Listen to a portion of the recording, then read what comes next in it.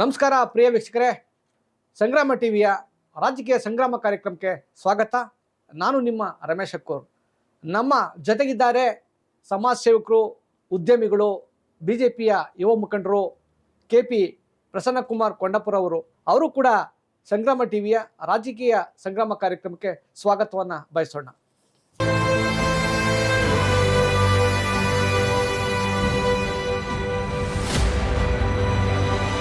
ಪ್ರಸನ್ನ ಅವರೇ, ಬಿಜೆಪಿಯ ಯುವ ಮುಖಂಡರು ತಾವು.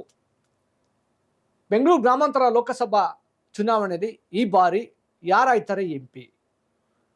ಅದು ಬೆಂಗಳೂರು ಲೋಕಸಭಾ ಕ್ಷೇತ್ರದ ಪ್ರತಿಯೊಬ್ಬ ಮತದಾರರಿಗೂ ಗೊತ್ತಿರೋ ವಿಚಾರ. ಡಾಕ್ಟರ್ CN ಮಂಜುನಾಥರವರೇ ನಮ್ಮ ಮುಂದಿನ MP. ಸೊ ಅದರಲ್ಲಿ ಯಾವುದೇ ರೀತಿ ಅನುಮಾನ ಬೇಡ. ಡಾಕ್ಟರ್ CN ಮಂಜುನಾಥರವರು MP ಆಗ್ತಾರೆ ಅಂತಕ್ಕಂಥದ್ದು ನಿಮ್ಮ ಮನದಾಳದ ಇಂಗಿತವನ್ನು ವ್ಯಕ್ತಪಡಿಸ್ತಾ ಇದ್ರಿ. ಯಾವ ಮಾನದಂಡದ ಆಧಾರದ ಮೇಲೆ ಅವರು MP ಆಗ್ತಾರೆ? ನೋಡಿ, ನಾನು ಒಬ್ಬ ಪ್ರಬುದ್ಧ ಪ್ರಜೆಯಾಗಿ ಹೇಳಕ್ಕೆ ಇಷ್ಟಪಡೋದೇನೆಂದರೆ, ಡಾಕ್ಟರ್ ಮಂಜುನಾಥ್ ಸೇವೆ ಈಗಾಗಲೇ ನಮ್ಮ ಕರ್ನಾಟಕ ರಾಜ್ಯದಲ್ಲಿ ಮನೆ ಮಾತಾಗಿದೆ. ಒಂದು ಸರ್ಕಾರಿ ಸೌಮ್ಯದ ಆಸ್ಪತ್ರೆಯನ್ನು ಖಾಸಗಿ ಆಸ್ಪತ್ರೆ ಮೀರಿಸುವಷ್ಟು ಎತ್ತರಕ್ಕೆ ತಗೊಂಡೋಗಿ ಲಕ್ಷಾಂತರ ಬಡ ರೋಗಿಗಳಿಗೆ ಉಚಿತ ಆರೋಗ್ಯ ಕೊಟ್ಟು ಮನೆ ಮಾತಾಗಿದ್ದಾರೆ. ಆಮೇಲೆ ಏನಾಗಿದೆ ಅಂದರೆ, ನಮ್ಮ ದೇಶಕ್ಕೆ ಬೇಕಾಗಿರೋದು ಎರಡು ಶಾಶ್ವತ ಗ್ಯಾರಂಟಿಗಳು. ಒಂದೇನಪ್ಪ ಅಂದರೆ ವಿದ್ಯಾಭ್ಯಾಸ, ಒಂದು ಆರೋಗ್ಯ ಸೇವೆ. ಸೊ ಇದನ್ನೆಲ್ಲ ಅರಿತುಕೊಂಡು ನಮ್ಮ ಕೇಂದ್ರದ ಗೃಹ ಮಂತ್ರಿಗಳಾದ ಅಮಿತ್ ಶಾ ಅವರು ಮತ್ತು ನರೇಂದ್ರ ಮೋದಿಜಿಯವರು ಒಂದು ಸರ್ವೆ ಮಾಡಲಾಗಿ ಈ ಆರೋಗ್ಯ ಸೇವೆಗೆ ಉತ್ತಮಪಡಿಸಲು ಉತ್ತಮ ವ್ಯಕ್ತಿ ಯಾರಾಗಬೇಕು ಅಂತ ಅಂದಾಗ ಅವರು ಮಂಜುನಾಥರನ್ನ ಆಯ್ಕೆ ಮಾಡಿದ್ದಾರೆ. ಸೊ ಅವರು ಆಯ್ಕೆ ಮಾಡಿರೋದು ಈ ಬೆಂಗಳೂರು ಗ್ರಾಮಾಂತರ ಲೋಕಸಭಾ ಕ್ಷೇತ್ರದ ಒಬ್ಬ ಮತದಾರನಾದ ನನಗೆ, ನನ್ನಂಥ 29 ಲಕ್ಷ ಜನ ಮತದಾರರಿಗೆ ಒಂದು ಪುಣ್ಯದ ಕೆಲಸ. ಏಕೆ ಅಂದರೆ, ಒಂದು ದೇಶದ ಚಿತ್ರಣ ಒಂದು ಒಳ್ಳೆ ರೀತಿಯಲ್ಲಿ ಬದಲಾಗಬೇಕು ಅಂದರೆ ಅದರಲ್ಲಿ ನಮ್ಮದ ಒಂದು ಓಟ್ ಹಾಕೋದ್ರಿಂದ ಒಂದು ಪಾತ್ರ ಇದೆ ಅಂದರೆ ಅದು ನಿಜವಾಗ್ಲೂ ನಮ್ಮ ಪುಣ್ಯನೇ ಸರಿ. ಸೊ ಆದ್ದರಿಂದ ಡಾಕ್ಟರ್ ಮಂಜುನಾಥ್ ಅವ್ರಿಗೆ ಪ್ರತಿಯೊಬ್ಬ ಪ್ರಬುದ್ಧ ಮತದಾರರು ಮತ ಹಾಕಿ ಅವ್ರನ್ನ ಗೆಲ್ಲಿಸ್ತಾರೆ ಅನ್ನೋದ್ರಲ್ಲಿ ಯಾವುದೇ ಅನುಮಾನ ಬೇಡ. ಪ್ರಸನ್ನರವರೇ, ರಾಜಕೀಯದಲ್ಲಿ ಯಾವುದೇ ರೀತಿಯಾದಂತಹ ಒಂದು ಕಿಂಚಿತ್ತೂ ಅನುಭವವಿಲ್ಲದಂತಹ ಡಾಕ್ಟರ್ CN ಮಂಜುನಾಥರವ್ರನ್ನ ಈ ಬಾರಿ ಬೆಂಗಳೂರು ಗ್ರಾಮಾಂತರ ಲೋಕಸಭಾ ಕ್ಷೇತ್ರದ BJP JDS ಅಭ್ಯರ್ಥಿಯಾಗಿ ಆಯ್ಕೆ ಮಾಡಿ ಅವ್ರನ್ನ ಹರಕೆಯ ಕುರಿ ಮಾಡಿದ್ದಾರೆ ಎಂದು ಕೆಲವು ಪಕ್ಷದ ಕಾರ್ಯಕರ್ತರು, ಮುಖಂಡರದಿಯಾಗಿ ಒಂದು ರೀತಿ ಆರೋಪವನ್ನು ಮಾಡ್ತಾವ್ರೆ. ಅದ್ರ ಬಗ್ಗೆ ನೀವೇನು ಹೇಳ್ತೀರಿ? ಕೆಲವರು ಅಪ್ರಬುದ್ಧರು ಹೇಳ್ತಾರೆ ಡಾಕ್ಟರ್ CN ಮಂಜುನಾಥ್ರವ್ರಿಗೆ ರಾಜಕೀಯದಲ್ಲಿ ABCD ಗೊತ್ತಿಲ್ಲ ಅಂತ. ರಾಜಕೀಯಕ್ಕೆ ಬರಬೇಕಂತ ಯಾವುದೇ ಒಂದು ಯೂನಿವರ್ಸಿಟಿ ಸಪ್ರೇಟ್ ಯಾವುದೇ ರೀತಿ ಕೋರ್ಸನ್ನು ಮಾಡಿಲ್ಲ. ಜೊತೆಗೆ ಇವರಿಗೆ ರಾಜಕೀಯದಲ್ಲಿ ಬರಬೇಕು ಅನ್ನೋ ಉದ್ದೇಶನೂ ಇರಲಿಲ್ಲ. ಇನ್ನೊಂದು ವೀಕ್ಷಕರೇ, ನಿಮಗೆ ತಿಳಿದಿರಲಿ, ರಾಜಕೀಯ ನಂಟು ಇವ್ರಿಗಿಲ್ಲ ಅಂತ ನಾವು ಅಂದ್ಕೊಂಡಿರೋದು ನಮ್ಮ ತಪ್ಪು ಕಲ್ಪನೆ. ಏಕೆಂದರೆ ಇವ್ರ ಮಾವ ಮಹಾನ್ ವ್ಯಕ್ತಿ HD ದೇವೇಗೌಡರು ಇವ್ರ ಸ್ವಂತ ಮಾವ. ಜೊತೆಗೆ ಇವರ ತಮ್ಮ ಬಂದು ನಮ್ಮ ಬಾಲಕೃಷ್ಣ ಅವರು ಶಾಸಕರಾಗಿದ್ದಾರೆ.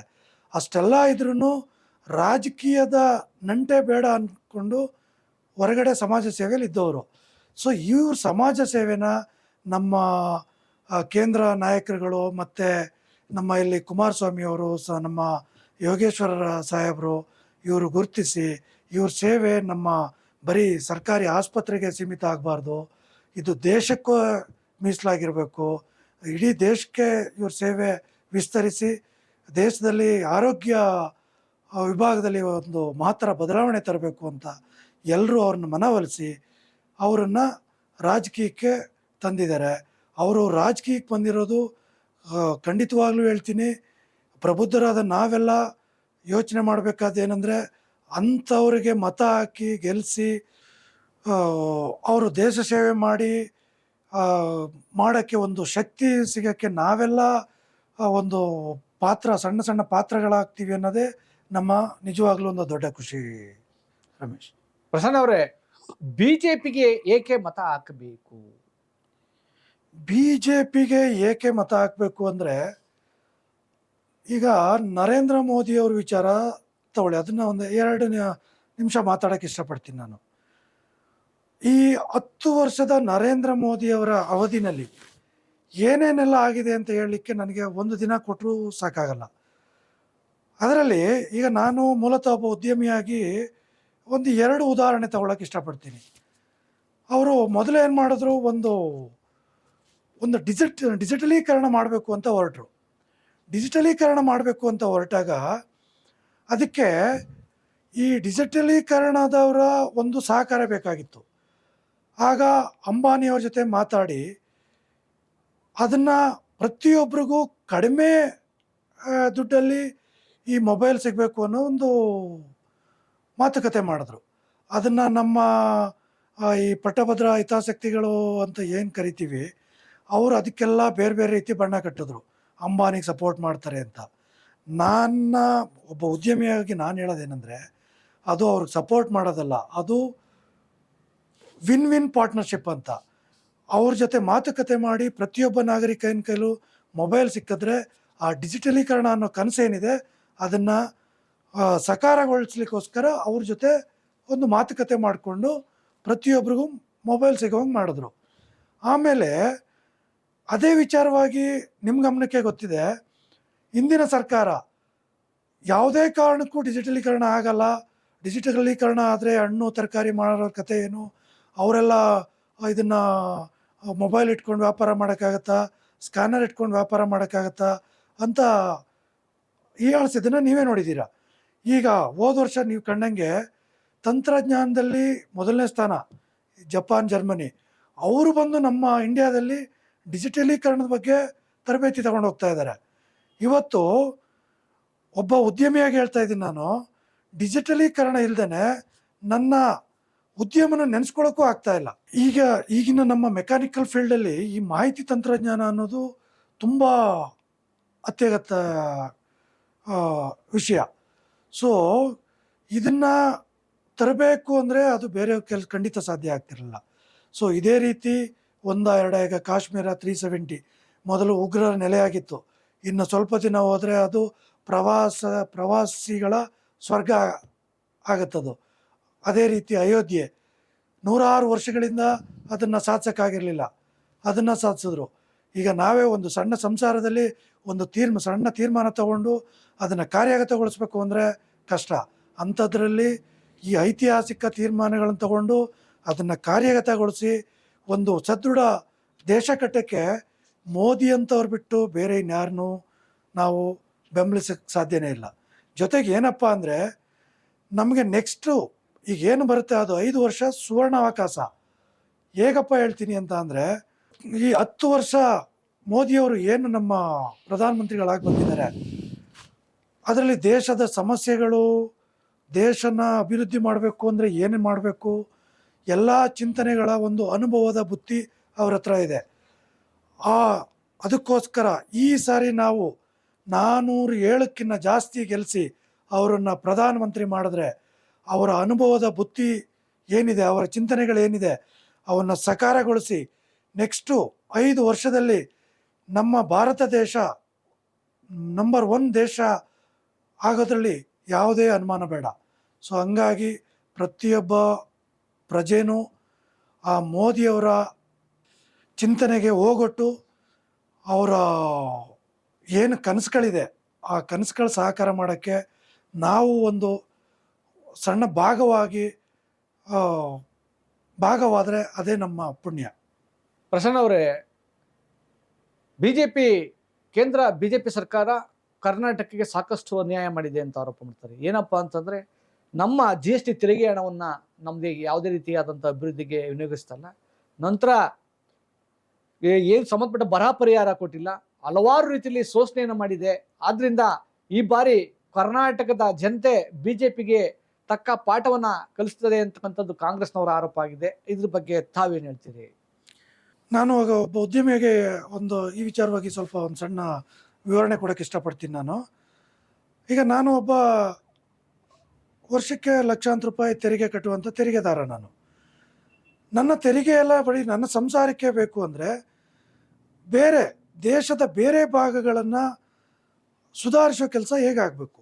ಈಗ ನಾವು ಕಟ್ಟೋ ತೆರಿಗೆಯಿಂದನೇ ನಮ್ಮ ಸೈನಿಕರ ಕಲ್ಯಾಣ ನೋಡಬೇಕು, ದೇಶದ ಸುರಕ್ಷತೆ ನೋಡಬೇಕು. ಅದೇ ರೀತಿ ಕೆಲವು ಬಡ ರಾಜ್ಯಗಳಿದೆ, ನಾವು ಪುಣ್ಯವಂತರು, ಕರ್ನಾಟಕದ ಜನ ಸಂಪದ್ಭರಿತವಾಗಿ ಇದ್ದೀವಿ. ನಮ್ಮನ್ನು ಬಿಟ್ಟು ಅಕ್ಕಪಕ್ಕದ ನೆರೆ ರಾಜ್ಯಗಳು ಬಡ ಪರಿಸ್ಥಿತಿಯಿಂದ ಇದೆ.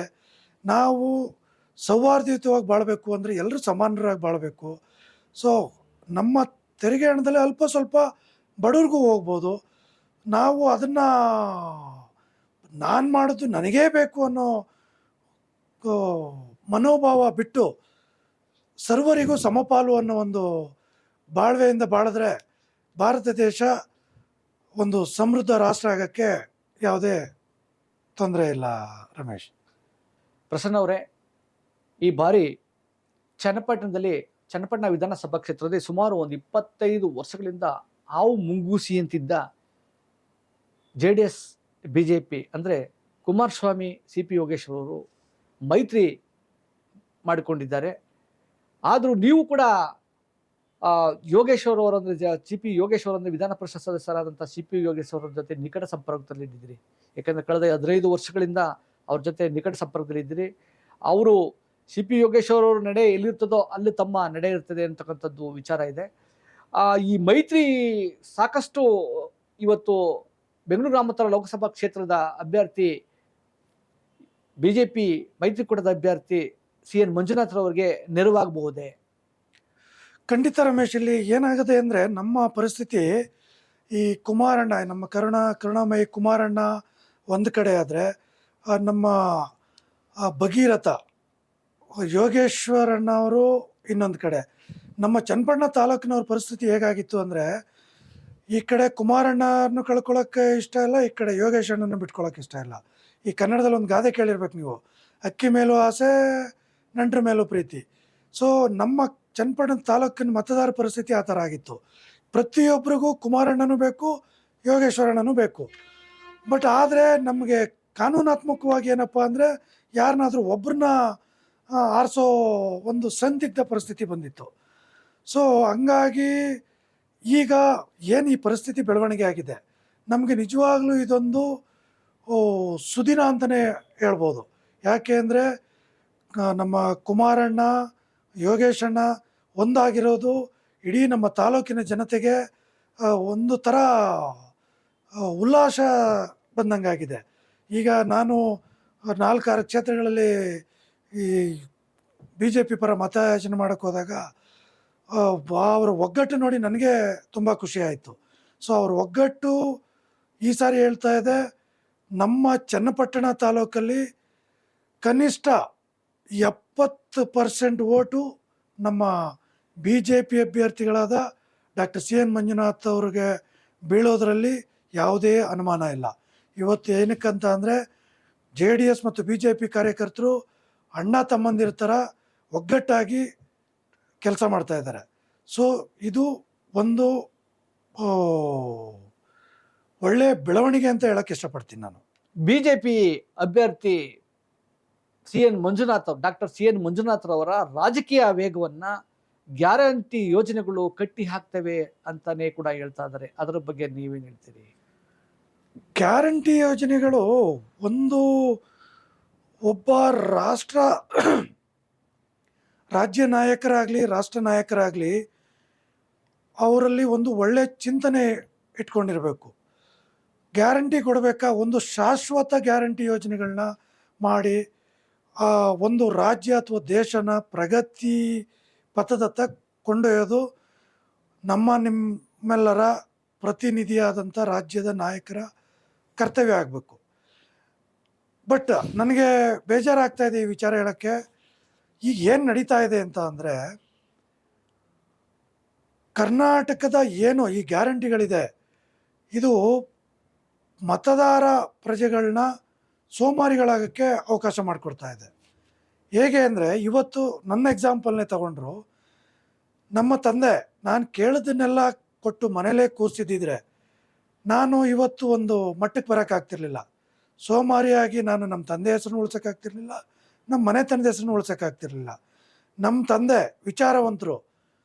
ನನ್ನ ಮಗನ ಭವಿಷ್ಯ ಅವನ ಕೈಯಲ್ಲೇ ಇದೆ. ಅವನು ದುಡಿದು ಬದುಕಬೇಕು, 4-6 ಜನಕ್ಕೆ ಒಳ್ಳೆ ವ್ಯಕ್ತಿಯಾಗಿ ಬಾಳಬೇಕು ಅಂತ ಹೇಳ್ಬಿಟ್ಟು ಅವರು ನನಗೆ ಒಳ್ಳೆ ಸಂಸ್ಕಾರ ಕಳಿಸಿ ದುಡಿಯೋದನ್ನು ಕಲಿಸಿದ್ರೆ ವಿನಃ ಅವ್ರು ನಾನು ಕೇಳಿದ್ದನ್ನೆಲ್ಲ ತಂದಾಕಿ ಸೋಮಾರಿಯಾಗಿ ಬಿಡಲಿಲ್ಲ. ಸೊ ಅದೇ ರೀತಿ ಏನೇ ಗ್ಯಾರಂಟಿ ಅಂತ ಮಾಡಿದ್ರೆ ಶಾಶ್ವತ ಗ್ಯಾರಂಟಿ ಮಾಡಬೇಕು. ನೀವು ನಿಮಗೆ ಗೊತ್ತಿರೋ ಹಾಗೆ ನಮ್ಮ ದೇಶಕ್ಕೆ 2 ಗ್ಯಾರಂಟಿ ಸಾಕು. ನಾವು ಸ್ವಾಭಿಮಾನಿಗಳು ಆಗಿ ಬದುಕಬೇಕು ಅಂದರೆ, ಒಂದು ವಿದ್ಯಾಭ್ಯಾಸ, ಒಂದು ಆರೋಗ್ಯ. ಸೊ ಇದೇ ನಿಟ್ಟಿನಲ್ಲಿ ಅಮಿತ್ ಶಾಜಿಯವರು ಜೊತೆಗೆ ನಮ್ಮ ನರೇಂದ್ರ ಮೋದಿಯವರು ಅವರ ನೆಕ್ಸ್ಟ್ 5 ಇಯರ್ ಅವರ ಅವಧಿನಲ್ಲಿ ಆರೋಗ್ಯ ಮತ್ತು ವಿದ್ಯಾಭ್ಯಾಸ ಕ್ಷೇತ್ರದಲ್ಲಿ ಸುಧಾರಣೆ ತರಬೇಕು ಅಂತ ಅವರು ಏನು ಒಂದು ಅನಾಲಿಸಿಸ್ ಮಾಡಿದಾಗ ಅವ್ರಿಗೆ ಆರೋಗ್ಯ ವಿಭಾಗದಲ್ಲಿ ಸಿಕ್ಕಂಥ ಮುತ್ತೆ ನಮ್ಮ ಡಾಕ್ಟರ್ CN ಮಂಜುನಾಥ್ರವರು.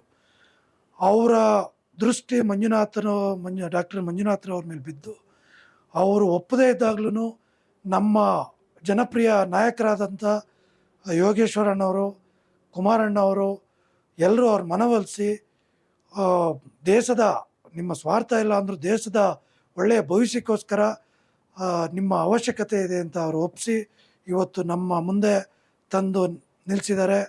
ಸೊ ಅದು ಖಂಡಿತ ನಮ್ಮ ಪುಣ್ಯ ಅಂತ ಭಾವಿಸ್ತೀವಿ. ಪ್ರತಿಯೊಬ್ಬ ಬೆಂಗಳೂರು ಮತದಾರರಲ್ಲಿ ನಾನು ಕೇಳ್ಕೊಳ್ಳೋದಿಷ್ಟೇ, ಯಾವುದೇ ಎರಡನೇ ಆಲೋಚನೆ ಇಲ್ಲದೆ ಅವರಿಗೆ ಒಗ್ಗಟ್ಟಿನಿಂದ ಮತ ಕೊಟ್ಟು ಅವ್ರನ್ನ ಗೆಲ್ಲಿಸಿ ಅವ್ರನ್ನ ಕೇಂದ್ರದಲ್ಲಿ ಒಬ್ಬರು ಮಂತ್ರಿಯಾಗಿ ಮಾಡಬೇಕು ಅಂತ ಇಷ್ಟಪಡ್ತೀನಿ ನಾನು. ಅದಕ್ಕೂ ಮೀರಿ ಅವರ ಸೇವಾ ಮನೋಭಾವ ನೋಡಿ ನಾವು ಅವ್ರನ್ನ ಅವಿರೋಧವಾಗಿ ಆಯ್ಕೆ ಮಾಡಬೇಕಾಗಿರೋದು ನಮ್ಮ ಕರ್ತವ್ಯ ಆಗಿತ್ತು. ಬಟ್ ಈಗಿನ ಪ್ರಜಾಪ್ರಭುತ್ವದಲ್ಲಿ ಅದು ಸಾಧ್ಯ ಆಗ್ತಾ ಇಲ್ಲ. ಸೊ ಚುನಾವಣೆ ನಾವು ಫೇಸ್ ಮಾಡಲೇಬೇಕು, ಫೇಸ್ ಮಾಡೋಣ, ಮಂಜುನಾಥ್ರವ್ರಿಗೆ ವೋಟ್ ಮಾಡೋಣ, ಕೇಂದ್ರದಲ್ಲಿ ಆರೋಗ್ಯ ಮಂತ್ರಿ ಮಾಡೋಣ, ದೇಶದ ಆರೋಗ್ಯ ವ್ಯವಸ್ಥೆಯಲ್ಲಿ ಬದಲಾವಣೆ ತರೋಣ. ಇದು ನನ್ನ ಮನವಿ.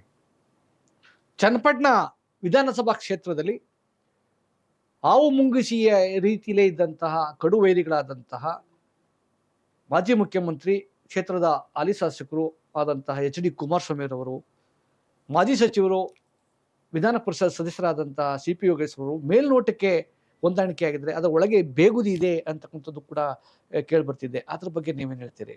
ಇಲ್ಲ ರಮೇಶ್, ಅದು ನಿಮ್ಮ ತಪ್ಪು ತಿಳುವಳಿಕೆ. ವಿರೋಧಿಗಳು ಎಣೆಯುತ್ತಿರುವ ಒಂದು ವ್ಯೂಹ ಅಷ್ಟೇ. ಏಕೆಂದರೆ ಇದು ನನ್ನ ಸ್ವಂತ ಅನುಭವ. ಈಗ ಕಳೆದ ಒಂದು ವಾರದಿಂದ ನಾನು 4-6 ಕ್ಷೇತ್ರಗಳಲ್ಲಿ ಪ್ರಚಾರ ಕೈಗೊಂಡಾಗ ಅವರಲ್ಲಿ ಯಾವುದೇ ರೀತಿ ಭಿನ್ನಾಭಿಪ್ರಾಯ ಕಂಡು ಬರ್ತಾ ಇಲ್ಲ. ಎಲ್ಲರೂ ಆಗಲೇ ಹೇಳ್ದಂಗೆ BJP ಮತ್ತು JDS ಕಾರ್ಯಕರ್ತರು ಏನಿದ್ದಾರೆ ಅವರು ಅಣ್ಣ ತಮ್ಮಂದಿರ ರೀತಿಯಲ್ಲಿ ಕೆಲಸ ಮಾಡ್ತಾ ಇದ್ದಾರೆ. ಯೋಗೇಶ್ವರ್ ಅವರಿಗೆ ರಾಜಕೀಯ ಭವಿಷ್ಯ ಇಲ್ಲ ಅಂತ ಕೆಲವರು ಹೇಳ್ತಾರೆ. ಯೋಗೇಶ್ವರ್ ಏನಾದರೂ ಬೇರೆ ಪಕ್ಷದ ಹೋದ್ರೆ ನೀವು ಅವ್ರ ಜೊತೆ ಹೋಗ್ತೀರಾ? ರಮೇಶ್ ಅವರೇ, ಈ ವಿಚಾರವಾಗಿ ನಾನು ಏನು ಹೇಳಕ್ಕೆ ಇಷ್ಟಪಡ್ತೀನಿ ಅಂದರೆ, ನಮ್ಮ ನಾಯಕರು ಎಲ್ಲಿ ಹೋಗ್ತಾರೆ ನಾನು ಅಲ್ಲಿರ್ತೀನಿ.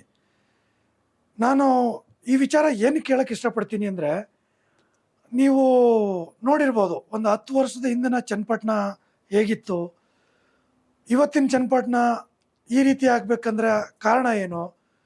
ನನಗೆ ರಾಜಕೀಯದಿಂದ ಯಾವುದೇ ರೀತಿ ಇದುವರೆಗೂ ಲಾಭ ಪಡ್ಕೊಂಡಿಲ್ಲ, ಅದರಿಂದ ಪಡ್ಕೊಳ್ಳೋ ಉದ್ದೇಶನೂ ಇಲ್ಲ. ನನಗೇನಪ್ಪ ಅಂದರೆ ನಮ್ಮ ತಾಲೂಕು ಸಮೃದ್ಧವಾಗಿರಬೇಕು. ಇವತ್ತು ನಮ್ಮ ತಾಲೂಕು ಗಮನಿಸಿ, ಒಬ್ಬ ಕೆಲಸಗಾರ ಅವನ ಸಂಬಳ ಕಾಯಬೇಕು ಅಂದರೆ 1 ತಿಂಗಳು ಬೇಕು. ಬಟ್ ನಮ್ಮ ತಾಲೂಕಿನ ಜನ ಇವತ್ತು ಯಾವ ರೀತಿ ಸ್ವಾವಲಂಬಿಗಳಾಗಿದ್ದಾರೆ ಅಂದರೆ, ಪ್ರತಿ ವಾರಕ್ಕೆ ದುಡ್ಡು ನೋಡ್ತಾರೆ, 15 ದಿನಕ್ಕೆ ದುಡ್ಡು ನೋಡ್ತಾರೆ, ತಿಂಗಳಿಗೆ ದುಡ್ಡು ನೋಡ್ತಾರೆ, ಪ್ರತಿ ದಿನ ದುಡ್ಡು ನೋಡ್ತಾರೆ. ಹೇಗಪ್ಪ ಅಂದರೆ, ನೀವೇ ಲೆಕ್ಕ ಹಾಕೊಳ್ಳಿ, ಒಂದು ಹೈನುಗಾರಿಕೆ ಅದು ಯಾವ ರೀತಿ ಗಣನೀಯವಾಗಿ ಮುಂದುವರೆದಿದೆ. ಅದು ಬಿಟ್ಟರೆ ನಮ್ಮ ಬೇಬಿಕಾರ್ನು ಅದರದ್ದು ಸಂಪಾದನೆ, ಅದು ಬಿಟ್ಟರೆ ಎಳ್ನೀರು, ತೆಂಗು, ಈ ರೀತಿ 4-6 ಆದಾಯದ ಮೂಲಗಳನ್ನ ನಮ್ಮ ತಾಲೂಕಿನ ಸ್ವಾಭಿಮಾನಿ ರೈತರು ಕಂಡುಕೊಂಡಿದ್ದಾರೆ. ಈ ಕಂಡುಕೊಳ್ಳೋಕ್ಕೆ ಮೂಲ ಕಾರಣ ಏನು? ನಮ್ಮ ಯೋಗೇಶ್ವರ್ ಅವರು. ಸೊ ಅವರ ನೀರಾವರಿ ಯೋಜನೆಗಳು, ಅವರ ಮುಂದಾಲೋಚನೆಗಳು, ಅವರು ಮಾಡಿರತಕ್ಕಂಥ ಕಾರ್ಯ ಅದು ಇಡೀ ನಮ್ಮ ರಾಜ್ಯ ಅಲ್ಲ ದೇಶಕ್ಕೆ ಮಾದರಿಯಾಗಿದೆ.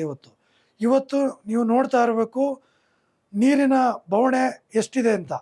ಆದರೂ ನಮ್ಮ ತಾಲೂಕಿನ ಜನ ಸಮೃದ್ಧವಾಗಿ ಯಾವುದೇ ನೀರಿನ ಬರದ ಅನುಭವ ಇಲ್ಲದೆ ಬದುಕ್ತಾ ಇದ್ದೀವಿ ಅಂದರೆ ಅದಕ್ಕೆ ನಮ್ಮ ನಾಯಕರಾದಂಥ ಯೋಗೇಶ್ವರ್ ಅವರೇ ಕಾರಣ. ಸೊ ಹಾಗಾಗಿ ನಾವು ಅವರು ಎಲ್ಲಿರ್ತಾರೆ ಅವ್ರ ಜೊತೆ ನಮ್ಮ ಪ್ರಯಾಣ ಇರುತ್ತೆ. ತಾವು ಹೇಳ್ತಾ ಇದ್ದೀರಿ ಯೋಗೇಶ್ವರ ಬಗ್ಗೆ, ಬರಡಾಗಿದ್ದಂತಹ ಭೂಮಿಗೆ ನೀರು ತಂದರು, ಹಸಿರುಮಯ ಮಾಡಿದ್ರು, ಹೈನುಗಾರಿಕೆ ಉದ್ಯಮದಲ್ಲಿ ಒಂದು ಪ್ರಗತಿ ಸಾಧಿಸೋಕೆ ಕಾರಣವಾಯಿತು. ಜನರು ನೀರೇ ಇಲ್ಲದ ಸಂದರ್ಭದಲ್ಲಿ ಇವತ್ತು ಸಾಕಷ್ಟು ದುಡಿಯುವ ಕೈಗಳಿಗೆ ಕೆಲಸ ಸಿಕ್ತು ಅಂತಕ್ಕಂಥದ್ದು ಹೇಳ್ತಾ ಇದ್ರಿ. ಆದರೆ ಅಷ್ಟೆಲ್ಲ ಮಾಡಿರತಕ್ಕಂತಹ ಯೋಗೇಶ್ ಅವ್ರನ್ನ 3 ಚುನಾವಣೆಯಲ್ಲಿ ಪರಾಭವಗೊಳಿಸೋದ್ರಲ್ಲ ಕಾರಣವೇನು? ರಮೇಶ್ ಅವ್ರು, ನಾನು ಆಗಲೇ ಹೇಳಿದೆ, ಈ ಕುಮಾರಣ್ಣ ಅನ್ನೋ ಒಂದು ಶಕ್ತಿ ಏನಿದೆ, ಆ ಶಕ್ತಿನ ನಮ್ಮ ಜನ ರಾಜ್ಯದ ನಾಯಕನಾಗಿ ನೋಡಬೇಕು ಅನ್ನೋ ಒಂದು ಆಸೆಯಿಂದ ಕುಮಾರಣ್ಣನ ಕಡೆ ಒಲವು ತೋರಿಸಿದ್ರು. ಆಗಲೇ ಹೇಳಿದೆ, ನನಗೆ ನಮ್ಮ ತಾಲೂಕಿನ ಜನತೆಗೆ ಕುಮಾರಣ್ಣ ಒಂದು ಕಣ್ಣಾದರೆ ಯೋಗೇಶ್ ಅಣ್ಣ ಒಂದು ಕಣ್ಣು. ಈ ಕಳೆದ ಚುನಾವಣೆಯಲ್ಲಿ ಏನಾಯಿತು ಅಂತ ಅಂದರೆ, ಕುಮಾರಣ್ಣ ಅನ್ನೋ ಒಂದು ಶಕ್ತಿ, ಅವರು ಒಂದು ಸೇವೆ ಇಡೀ ರಾಜ್ಯಕ್ಕೆ ತಲುಪಬೇಕು, ಅವರು ಚನ್ನಪಟ್ಟಣ ತಾಲೂಕಲ್ಲಿ ಕಳಿಸಿದ್ರೆ ಅವರು ಮುಖ್ಯಮಂತ್ರಿ ಆಗ್ತಾರೆ ಅನ್ನೋ ಒಂದು ಅಭಿಮಾನದಿಂದ ಅವರನ್ನು ಗೆಲ್ಲಿಸಿ ಕಳಿಸಿದ್ರೆ ವಿನ ಯಾವುದೇ ರೀತಿ ನಮ್ಮ ನಾಯಕರಾದಂಥ ಯೋಗೇಶ್ ಅವ್ರ ಬಗ್ಗೆ ಅಸಮಾಧಾನದಿಂದಲ್ಲ. ಇದನ್ನು ನಾನು ಘಂಟಾಘೋಷವಾಗಿ ಹೇಳಬಲ್ಲೆ. ನಾನು ನಿಮ್ಗೆ ಮೊದಲೇ ಹೇಳಿದಾಗೆ ಅಕ್ಕಿ ಮೇಲೂ ಆಸೆ ನಂಟ್ರ ಮೇಲೂ ಪ್ರೀತಿ ಅಂತ ಪರಿಸ್ಥಿತಿ ಬಂದಾಗ ಯಾವುದಾದ್ರು ಒಂದು ಆರಿಸ್ಕೊಳ್ಳಿ ಅಂತ ಅಂದಾಗ ಬೇರೆ ವಿಧಿ ಇಲ್ಲದೇ ನಾವು ಕುಮಾರಣ್ಣನ ಅವ್ರನ್ನ ರಾಜ್ಯದ ನಾಯಕರಾಗಿ ನೋಡಬೇಕು ಅನ್ನೋ ಆಸೆಯಿಂದ ನಮ್ಮ ತಾಲೂಕಿನ ಜನ ಅವರನ್ನು ಆರಿಸಿ ಕಳಿಸಿದ್ರು. ಸೊ ಇದು ವಾಸ್ತವ. ಒಟ್ಟಾರೆಯಾಗಿ ಪ್ರಸನ್ನ ಅವರೇ, ನಿಮಗೆ ಕೊನೆಯ ಪ್ರಶ್ನೆ. CP ಯೋಗೇಶ್ವರ್ ಅವ್ರ ಜೊತೆ ಒಡನಾಟವನ್ನು ಇಟ್ಕೊಂಡಿದ್ದೀರಿ, ಅವರ ಗರಡಿಲಿ ಪಳಗ್ತಾ ಇದ್ದೀರಿ, ಹಾಗೂ ಗೋಲ್ಡನ್ ಎಂಟರ್ಪ್ರೈಸಸ್ ಒಂದನ್ನು ಸ್ಥಾಪನೆ ಮಾಡಿಕೊಂಡು ಬೃಹದಾಕಾರವಾಗಿ ಉದ್ಯಮಿಗಳಾಗಿ ಬೆಳೆದಿದ್ದೀರಿ. ಇವತ್ತಿನ ದಿನಗಳಲ್ಲಿ ನೀವು ರಾಜಕೀಯ ಕ್ಷೇತ್ರಗಳಲ್ಲಿ, ರಾಜಕೀಯ ರಂಗಗಳಲ್ಲಿ, ವೇದಿಕೆಗಳಲ್ಲಿ ಪ್ರತ್ಯಕ್ಷ ಆಗ್ತಿರೋ ನೋಡಿದ್ರೆ ಸಕ್ರಿಯವಾಗಿ ರಾಜಕೀಯ ಪ್ರವೇಶ ಮಾಡ್ತೀರಿ ಅಂತಕ್ಕಂಥದ್ದು ಎಲ್ಲ ಕೂಡ ಮಾತಾಡ್ತಾ ಇದ್ದಾರೆ. ಅದ್ರ ಬಗ್ಗೆ ನೀವೇನು ಹೇಳ್ತೀರಿ? ರಮೇಶ್, ಇದು ವಿಚಾರ ಏನು ಅಂದರೆ, ನಾವು ರಾಜಕೀಯದಲ್ಲಿ ಕಾಣಿಸ್ಕೊಳ್ಳೋಕ್ಕೆ ಮೂಲ ಕಾರಣ ನಮ್ಮ ನಾಯಕರಾದಂಥ ಯೋಗೇಶ್ವರ್ ಅವ್ರಿಗೆ ಒಂದು ಬೆಂಬಲವಾಗಿ, ಅವ್ರಿಗೆ ಒಂದು ಶಕ್ತಿಯಾಗಿ ನಿಲ್ಲಬೇಕು ಅನ್ನೋದು ಬಿಟ್ಟರೆ ಖಂಡಿತ ನಾನು ರಾಜಕೀಯಕ್ಕೆ ಬರಬೇಕು ಅನ್ನೋ ಉದ್ದೇಶದಿಂದಲ್ಲ. ನಾನು ಒಬ್ಬ ಉದ್ಯಮಿಯಾಗಿ ನನ್ನ ಕನಸುಗಳು 108 ನಾನೇ ಈಗ 106 ಜನಕ್ಕೆ ಕೆಲಸ ಕೊಡೋ ಲೆವೆಲ್ಗೆ ಬೆಳೆದಿದ್ದೀವಿ. ಅದನ್ನು ಸಾವಿರಾರು ಕುಟುಂಬಕ್ಕೆ ವಿಸ್ತರಿಸಬೇಕು ಅನ್ನೋ ಒಂದು ಉದ್ದೇಶ ಇಟ್ಕೊಂಡಿದ್ದೀನಿ. ಸೊ ನನ್ನ ಮೂಲ ಉದ್ದೇಶ ನಾನು ಒಬ್ಬ ಉದ್ಯಮಿ ಆಗಬೇಕು ಅನ್ನೋದೇ ಬಿಟ್ಟರೆ ರಾಜಕಾರಣಿ ಆಗಬೇಕು ಅಂತ ಅನ್ನೋದು ಖಂಡಿತ ಇಲ್ಲ.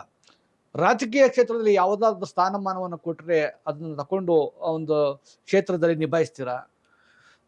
ಈಗ ನಾವು ಒಂದು ಜನಸೇವೆ ಅಂತ ಮಾಡಬೇಕು ಅಂದರೆ ರಾಜಕೀಯವಾಗೇ ಮಾಡಬೇಕು ಅನ್ನೋದು ತಪ್ಪು ಕಲ್ಪನೆ. ರಾಜಕೀಯದಿಂದ ನಾನು ಬಂದು ಏನಾದ್ರು ಜನಸೇವೆ ಮಾಡಿದ್ರೆ ಅದನ್ನು ಜನಗಳು ತಪ್ಪಾಗಿ ಅರ್ಥ ಮಾಡ್ಕೊತಾರೆ. ಯಾರ್ದೋ ತಲೆ ಮೇಲೆ ಕೈ ಹಾಕಿದ ಎಲ್ಲೋ ಮಾಡ್ತಾನೆ ಅನ್ನೋ ಒಂದೊಂದು ಆಪಾದನೆ ಬರುತ್ತೆ. ಸೊ ಹಾಗಾಗಿ ನನ್ನ ವೈಯಕ್ತಿಕವಾಗಿ ನಾನು ಉದ್ಯಮಿಯಾಗಿತ್ಕೊಂಡೆ ಜನಸೇವೆ ಮಾಡಬೇಕು ಅನ್ನೋದು ನನ್ನ ಉದ್ದೇಶ. ಒಟ್ಟಾರೆಯಾಗಿ ರಾಜಕೀಯ ಇಷ್ಟವಿಲ್ಲ, ಆದರೆ ಬಯಸದೆ ಬಂದ ಭಾಗ್ಯವನ್ನು ನಾನು ಬಿಡಲಾರೆ ಅಂತಕ್ಕಂಥದ್ದು ಕೂಡ ನಿಮ್ಮ ನಿಲುವು. ಅಲ್ಲದೆ ಏನು ಇವತ್ತು ಸಮಾಜ ಸೇವೆ ಹಾಗೂ ಉದ್ಯಮಿಯಾಗಿ ಇರ್ತೀನಿ, ತನ್ನ ಕೈಲಾದ ಸಹಾಯವನ್ನು ಮಾಡ್ಕೊಂಡು ಆ ಕ್ಷೇತ್ರದ ಅಂದರೆ ವಿಧಾನ ಪರಿಷತ್ ಸದಸ್ಯರು, ಮಾಜಿ ಸಚಿವರು ಸಿ ಪಿ ಯೋಗೇಶ್ವರ ಜೊತೆನೆ ನಾನು ಇರ್ತೀನಿ ಅಂತಕ್ಕಂಥದ್ದನ್ನ ನಿಮ್ಮ ಮನದಾಳದ ಇಂಗಿತವನ್ನು ವ್ಯಕ್ತಪಡಿಸಿದ್ರಿ. ಇಲ್ಲಿವರೆಗೂ ಹಲವಾರು ರಾಜಕೀಯ ವಿಚಾರಗಳನ್ನು ತಿಳಿಸಿಕೊಟ್ಟಂತಹ ಸಮಾಜ ಸೇವಕರು, ಉದ್ಯಮಿಗಳು, BJPಯ ಯುವ ಮುಖಂಡರಾದಂತಹ KP ಪ್ರಸನ್ನಕುಮಾರ್ ಕೊಂಡಾಪುರವರಿಗೆ ಸಂಗ್ರಾಮ ಟಿವಿಯ ರಾಜಕೀಯ ಸಂಗ್ರಾಮ ಕಾರ್ಯಕ್ರಮದ ಪರವಾಗಿ ನಮಸ್ಕಾರವನ್ನು ಸಲ್ಲಿಸ್ತೇನೆ. ನಮಸ್ಕಾರ ರಮೇಶ್. ಈ ಮೂಲಕ ಸಂಗ್ರಾಮ TV ಮುಖಾಂತರ ನಾನು ಸಮಸ್ತ ಬೆಂಗಳೂರು ಲೋಕಸಭಾ ಕ್ಷೇತ್ರದ ಮತದಾರರಲ್ಲಿ ನಾನು ಕೇಳ್ಕೊಳ್ಳೋದೇನಪ್ಪ ಅಂದರೆ, ನಮಗೆ ಸಿಕ್ಕಿರುವಂಥ ಒಂದು ಚಿನ್ನದಂಥ ಅವಕಾಶ ಏನಪ್ಪ ಅಂದರೆ, ಡಾಕ್ಟರ್ ಮಂಜುನಾಥ್ರವ್ರನ್ನ ಬೆಂಗಳೂರು ಗ್ರಾಮಾಂತರ ಲೋಕಸಭಾ ಕ್ಷೇತ್ರದಿಂದ ಆರಿಸಿ ಅವ್ರನ್ನ ಕೇಂದ್ರಕ್ಕೆ ಕಳಿಸಿ ಅವರನ್ನು ಕೇಂದ್ರದಲ್ಲಿ ಒಂದು ಉನ್ನತ ಸ್ಥಾನದಲ್ಲಿ ಅವರನ್ನು ಕಾಣಬೇಕು. ಹಾಗೆ ನಮ್ಮ ದೇಶದ ಆರೋಗ್ಯ ಕ್ಷೇತ್ರದಲ್ಲಿ ಸುಧಾರಣೆ ತರಬೇಕು. ಅದರ ಜೊತೆಗೇ ನಮ್ಮ ರಾಮನಗರದಲ್ಲಿ ಏನು ಕುಮಾರಣ್ಣವರು ಸತತವಾಗಿ ಒಂದು ಆರೋಗ್ಯ ವಿವಿ ತರಬೇಕು ಅಂತ ಪ್ರಯತ್ನ ಪಡ್ತಾ ಇದ್ದಾರೆ. ಅದಕ್ಕೆ ಇವ್ರ ಮುಖಾಂತರ ಅದನ್ನು ಸಕಾರಗೊಳಿಸೋಕ್ಕೆ ಒಂದು ಅವಕಾಶನ ತಾವುಗಳೆಲ್ಲ ತಮ್ಮ ಅಮೂಲ್ಯ ಮತದಾನವನ್ನು ಮಂಜುನಾಥ್ ಅವ್ರಿಗೆ ಹಾಕೋದ್ರಿಂದ ಮಾಡಿಕೊಡ್ಬೇಕು ಅಂತ ನಾನು ತಮ್ಮಲ್ಲಿ ಕೇಳಿಕೊಳ್ಳುತ್ತೇನೆ. ವೀಕ್ಷಕರೇ, ಮುಂದಿನ ಸಂಗ್ರಾಮ ಟಿವಿಯ ರಾಜಕೀಯ ಸಂಗ್ರಾಮ ಕಾರ್ಯಕ್ರಮದಲ್ಲಿ ಭೇಟಿಯಾಗೋಣ.